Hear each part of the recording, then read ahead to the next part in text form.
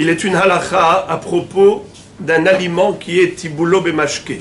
Ça veut dire un solide qui a été trempé dans un liquide. Il existe 7 sortes de liquides. Pour s'en rappeler, il y a un mnémotechnique Yad Shahad Dam. Les initiales, c'est Yud, Yain, Dalet, des vaches, Shin, Shemen, Het, Halav, ou Chometz, Tet, c'est Tal, la rosée, et Dam, c'est Dam, et même Maïm.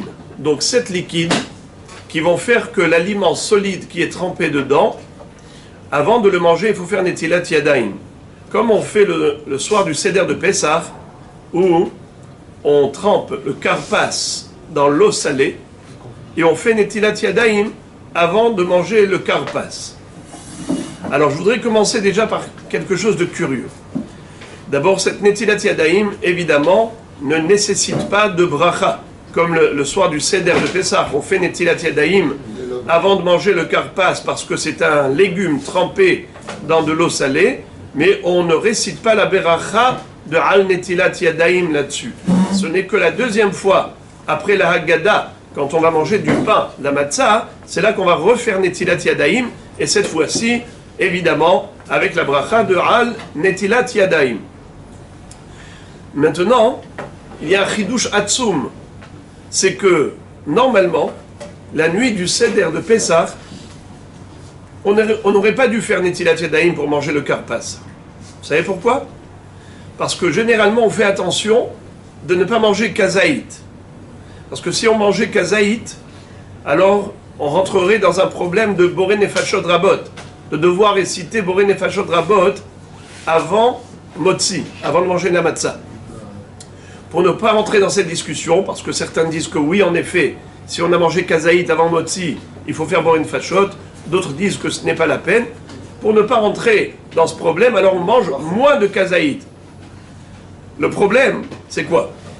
C'est que cette halakha qui consiste à dire qu'il faut faire Netilat Yadayim avant de manger un légume trempé dans un liquide, cette halakha n'est applicable qu'à un morceau qui fait kazaït. Si on mange aujourd'hui un solide qui est inférieur à kazaït, même s'il est trempé dans un liquide, il n'y a pas d'obligation à faire Netilat Yadayim. Alors, comment ça se fait que le soir de Pessah, on fait Netilat Yadayim pour le karpas, sachant pertinemment qu'on va consommer un morceau inférieur au volume de kazaït? Alors, le Yalkut Yosef dit quelque chose d'extrêmement curieux. Il dit que ça fait partie des questions de Manishtana. Qu'est-ce qu'on fait ce soir-là? On fait des choses qui sont étranges afin d'attirer la curiosité de l'enfant pour qu'il puisse poser des questions. Et justement, c'est ce questionnement de l'enfant qui va aiguiser son engouement, son envie d'apprendre. Et c'est comme ça qu'on va lui raconter la sortie d'Égypte. Alors, maintenant, qu'est-ce qu'on apprend ici comme détail? D'abord, sur quoi est basée cette histoire de se laver les mains avant de manger un aliment qui est mouillé? C'est quoi d'où ça provient? Quelle est la raison pour laquelle les Chachamim ont institué une chose pareille?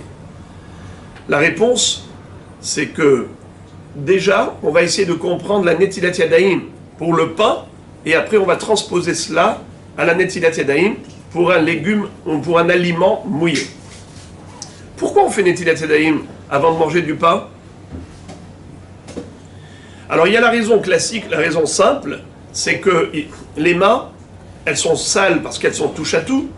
Alors il faut, avant de faire la bracha de Hamotzi Lechem min haaretz et de manger, avoir les mains propres. Ça s'appelle Mishum Nekiyut, par mesure d'hygiène, de propreté. Mais il y a une autre raison, c'est que c'est pour rappeler aux Kohanim qui mangent la terouma qu'ils aillent se laver les mains avant de manger la terouma. Car on le sait que la terouma, c'est quelque chose de kadosh. Et le Kohen n'a pas le droit de manger la terouma si cette terouma, elle est impure. Et qu'est-ce qui peut rendre la terouma impure? Eh bien, n'importe quelle source d'impureté. Même les mains, de facto, elles sont considérées impures parce que les Chachamim ont institué que les mains aient un niveau de Tum'a de Shniot la Tum'a. C'est pour ça qu'il faut se laver les mains, faire Netilat Yadayim, car sinon, les mains sont d'emblée considérées tamées. Mais de quel niveau de Tum'a? Shniot la Tum'a. Shniot la Tum'a, ça veut dire number 2. On a le Avatum'a. Ensuite, quelqu'un qui a touché le Avatum'a devient Rishon Atum'a. Un aliment qui a touché le Rishon Atum'a devient Sheni la Tum'a. Mais après, il n'y a plus de contamination possible. Pour tout ce qui est Hulin, le Sheni ne peut pas contaminer un autre aliment pour le rendre Shelishi. Ça n'existe pas. Il n'y a pas de Shlishi la Tum'a dans tout ce qui est Hulin, profane. La notion de Shlishi la Tum'a n'existe que pour la Teruma. Teruma. Comme c'est Kadosh, plus c'est Kadosh, plus c'est allergique à la Tum'a. C'est la raison pour laquelle, étant donné que les mains qui sont touche à tout, Hachamim ont dit, elles sont de facto Tme'im, mais de quel niveau? Shniot la Tum'a. Si elles touchent la Teruma, elles vont rendre la Teruma Tamé, Shlishi la Tum'a. Ce sera assourd pour le Kohen de manger. C'est pourquoi il faut que les Kohanim aillent faire Netilat Yadayim avant de manger leur Teruma. D'accord, les Kohanim, mais nous on n'est pas Kohen. Pourquoi l'ensemble du Klal Israël va faire Netilat Yadayim pour manger du pain? On n'est pas tous Kohanim. Primo. Secondo. De nos jours, les Kohanim ne mangent plus la Teruma, puisqu'on est tous tamés.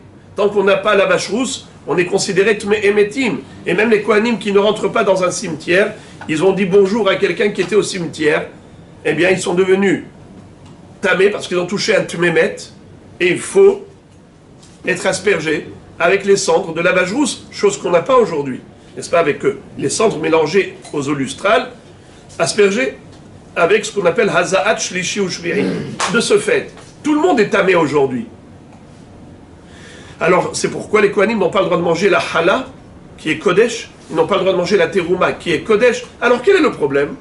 Pourquoi est-ce que tout Israël va faire Netilat Yadayim pour une histoire de Teruma? Réponse, c'est que le Beth Amikdash peut être reconstruit à chaque instant. Et les Kohanim vont manger à nouveau la Teruma, puisqu'on aura les cendres de la vache rousse pour mélanger à l'eau, pour les purifier. Et à ce moment-là, ils risquent d'oublier qu'il faut faire Netilat Yadayim avant de manger la Teruma, que leur main est impure. Alors on a dit, tout Israël, dans tous les temps, vont faire Netilat Yadayim avant de manger un morceau de pain, pour que les Kohanim se rappellent qu'eux aussi doivent faire Netilat Yadayim. Donc vous avez compris que c'est lié à la Tum'a des mains, qui n'est que d'institution rabbinique. Car Minatora, ça n'existe pas, ça. C'est où tu es tamé entièrement, où tu es pur entièrement. Ça n'existe pas une Tum'a que pour les mains. Yadaim, Shniot, Hen, c'est une takana de Chachamim. C'est un décret rabbinique. Par conséquent, nous avons une deuxième halakha qui consiste à dire qu'un aliment qui était mouillé, tout aliment qui a été mouillé une fois, il devient apte à la Tum'a. Ça veut dire que dès qu'on le touche avec quelque chose d'impur, un homme impur, une femme impure a touché l'aliment, le rend impur. Nahon, mais si on dit que les mains, elles sont shniot la Tum'a, et qu'on a touché un aliment qui n'est pas de la Teruma, on vient de dire la règle, en sheni, ose shlishi, bahulin.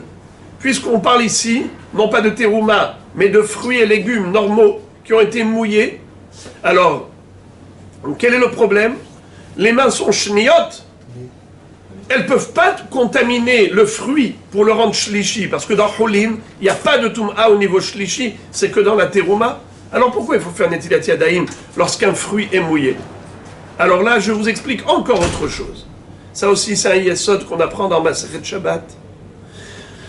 C'est que l'eau, Hachamim ont décrété que l'eau, elle monte d'un degré de Tum'a. Figurez-vous, les mains sont shniot la Tum'a. Elles touchent l'eau, elle devient tamée d'un niveau supérieur. Elles deviennent encore plus tamées que les mains. Les mains sont sheni la Tum'a. L'eau est devenue rishon. À devenir fou. L'eau est devenue rishon la Tum'a. Et rishon, on sait sheni bachulin. Alors on a compris.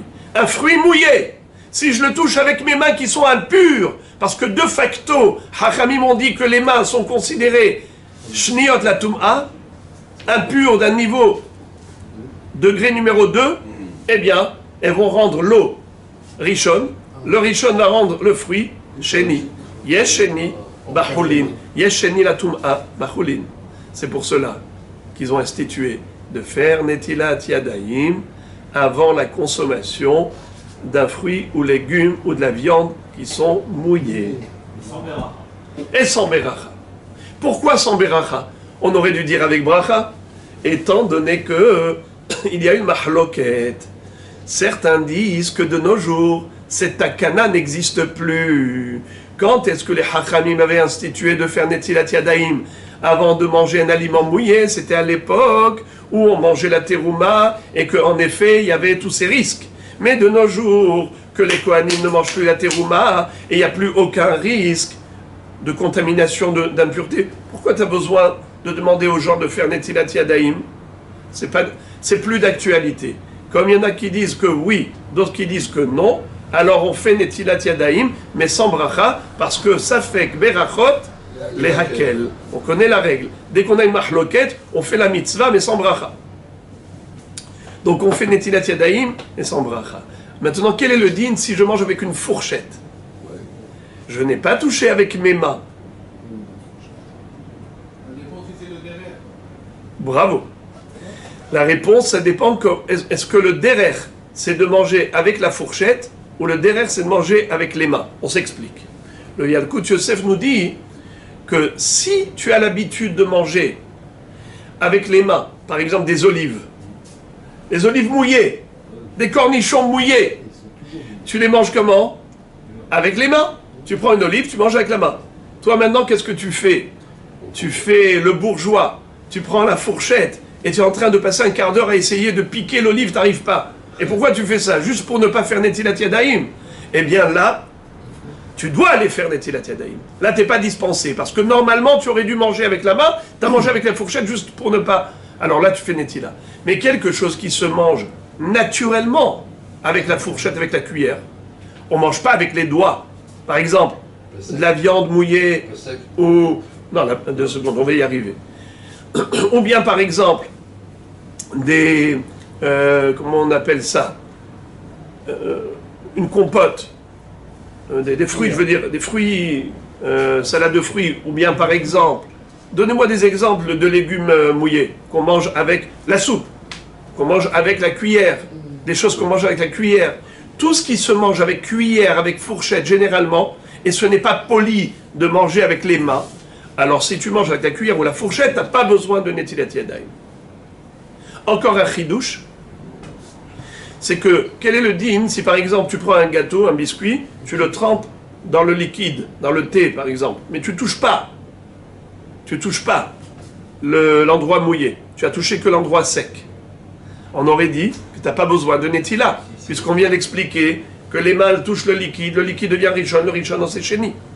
Mais nous craignons qu'il arrive à toucher l'endroit mouillé, et à ce titre-là, même si il a attrapé par le côté sec, il faut qu'il fasse netilat yadayim sans bracha. Maintenant j'arrive et je conclus avec ce détail. Quel est le din d'un aliment ou d'un fruit qui est trempé dans du jus de fruit? J'ai un jus de pomme ou un jus d'orange, et le légume est mouillé parce qu'il est trempé dans ce jus de citron, jus d'orange. Réponse, pas besoin de netilat yadayim. Lorsqu'on a dit 7 liquides, vous l'avez bien entendu, ces 7 liquides, yain, devash, shemen. Alors rabotaï, shemen, quelle huile? De quelle huile on parle? D'olive. L'huile d'olive. Pas n'importe quelle huile, uniquement l'huile d'olive. C'est ça qui s'appelle mashké, pour dire que tiboulom est mashké. Si c'est de l'huile normale, c'est-à-dire de d'autres ingrédients, eh bien non, il n'y a pas le din de devoir faire netilat. Tu peux manger même si c'est mouillé. Le dvash, de quel dvash on parle? La date? Non. On parle du miel d'abeille. Le miel d'abeille, parce que le miel de date, c'est un jus de fruits. Le jus de fruits, on vient de le dire, ça ne nécessite pas netilat yadayim. Donc c'est uniquement le miel d'abeille qui s'appelle dvash, qui s'appelle mashké. Mais le miel de date, c'est comme tous les mets pérotes. Et Meperot ne fait pas partie des 7 liquides. Répétons les 7 liquides. Yain, uniquement le vin. Car le vin et l'huile d'olive sont 2 liquides minatora.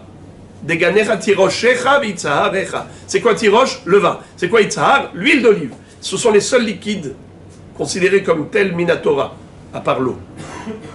Donc, répétons, Yad Shahadam, le mnémotechnique. Yud, Yain, Dalet, Devash, Shin, Shemen Zaït, Het, Halav ou Hometz. Le lait ou le vinaigre. Parce que le vinaigre, c'est quoi? C'est du vin aigre. C'est le vin. On a déjà dit que c'est du liquide. Ensuite, Dalet, Dam, le sang. Même Maïm. C'est quoi le sang? C'est quoi ça? Depuis quand nous on mange du sang? Trempé dans du sang de poisson, qui est cachère, nécessite pas Netilat Yadayim. Alors de quel sang on parle? On parle de quelqu'un, par exemple, qui était dans une situation de danger, de mort, et qui avait le droit de manger, par exemple, de la viande sans lui faire la meliha. Il fallait lui donner à manger.